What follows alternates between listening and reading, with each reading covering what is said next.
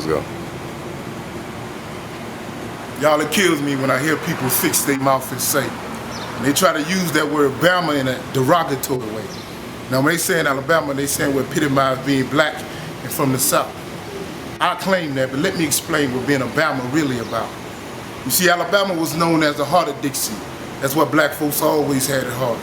I'm from Mobile down by the bay, and that was the main aorta. And from Jim Crow to slavery, we carried too much of this water to be disrespected by the very people who supply the fuels of our martyrs, while they drinking from the well of freedom provided by our grandmothers and fathers. And on the whole time, it was Alabama that made life better for them, their sons, and their daughters. So when you hating on Alabama, you really blocking what was your own blessings. Keep game. Huggy Bear gonna give you a quick history lesson. Now, if you was black in this country, no matter where you're from, to some degree, you always had a hassle. But when cotton was king, Alabama was the castle. Federal land, Polk City, plus a whole bunch of slaves, so they made a square amount of money off that triangle trade. 1876 ended what they call post-Civil War Reconstruction.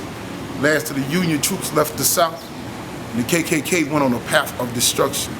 And that sparked the first migration of exodus, blacks heading toward that Mason-Dixie line. Couldn't take away white folks were treating them in the South, so they left everything they ever loved and knew behind. But the irony situation is most of them got up north, weren't treated too much better.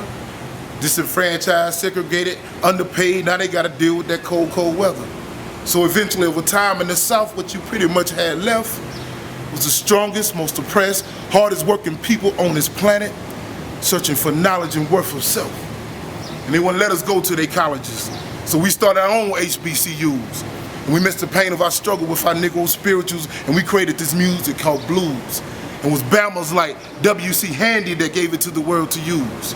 They never understood the pain of our struggle till we made them sing and dance in our shoes. Then down in New Orleans, some Obama types created jazz. And people never heard nothing like it before, and it spread around the world real fast. It had so much power and so much energy that anybody could feel it.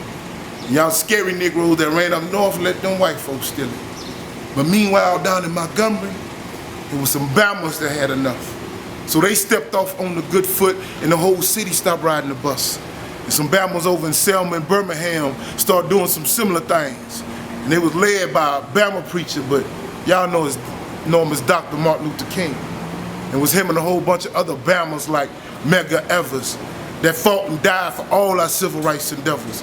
It was Bamas that suffered the most to help change this world. Them Little Rock Nine, them 4 little girls.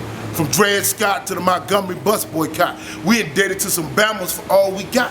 Who taught us that struggle? Who made us yearn to be free? If it weren't for some Bamas, what would black folks really be? So in closing, I'm gonna state Alabama the beautiful. Country swag, hard working down to my dirty cuticles. Born and bred in that red dirt clay, and it was the blood of my ancestors that made it that way. So till you get some Rosewood, some Colfax, or some Tuskegee experiments, you need to start using that word Bama like a term of endearment. And if survival is determined by the strength of your genes, and you keep your Sean Johns, I'm gonna roll with my dungarees. It's Bama, y'all. Respect that.